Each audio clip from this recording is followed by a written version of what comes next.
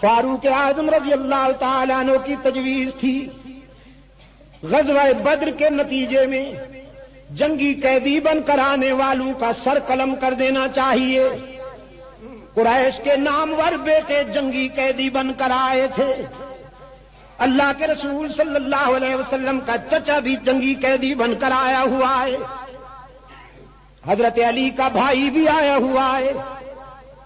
حضرت عمر کا ماموزاد بھائی بھی آیا ہوا ہے، صدیق اکبر کے عزیز بھی آئے ہوئے ہیں۔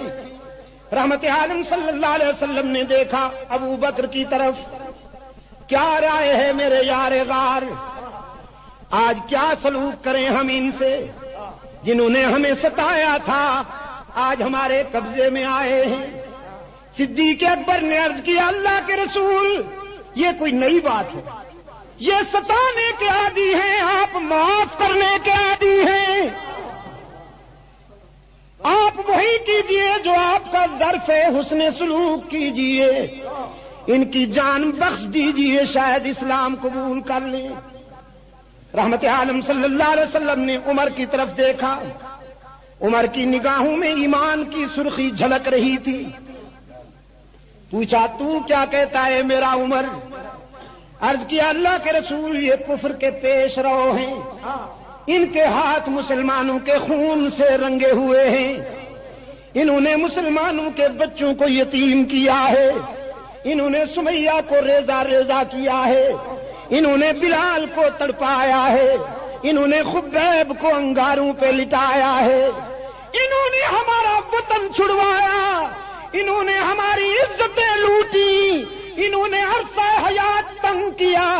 آج ایسی سزا ملنی چاہیے کہ آئندہ ان کے جرائم کے نقش پر کوئی چلنے کی جرات نہ کر سکے۔ میرا بھائی کھڑا ہوا ہے ماموزاد، اسے میرے حوالے کر دیجئے۔ رحمت عالم صلی اللہ علیہ وسلم نے فرمایا عمر کیا کرو گے تم اس کے ساتھ؟ عرض کیا آپ کے سامنے اس کا سر اڑا دوں گا اور دنیا کو بتا دوں گا جو محمد کا نہیں وہ ہمارا نہیں۔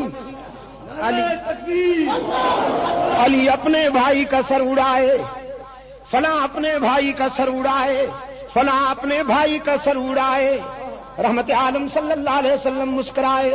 فرمایا جلالی ہونا، جلالی ہونا، تجویز بھی جلالی ہے، مجھے ابو بکر کی رائے پسند ہے، میں انہیں معاف کرتا ہوں، ان کی جان بخشتا ہوں، وہی کہتا ہوں جو مکہ کی فتح کے دن کہا تھا لا تثریب علیکم اليوم، آج ہم تمہیں سابقہ مظالم پر تانا بھی نہیں دیں گے، ہم بھی تجھے معاف کرتے ہیں، ہم بھی تمہیں معاف کرتے ہیں، یغفر اللہ لکم، اللہ سے بھی دعا مانگتے ہیں کہ وہ بھی تمہارے جرائم کو معاف کر دے۔ رحمت عالم صلی اللہ علیہ وسلم نے تو معاف کر دیا، لیکن عرش بری سے قرآن آیا، فرمایا یا ایھا النبی،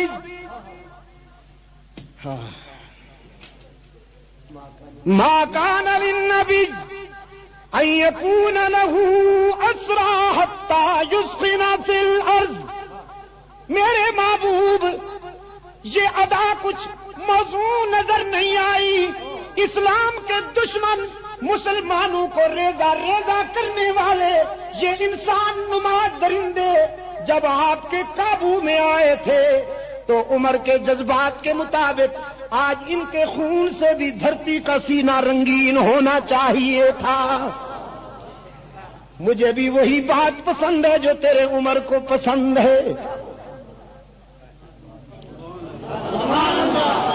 الحمدللہ، جو بات عمر کو پسند ہے عمر کے معبود کو بھی وہی پسند ہے۔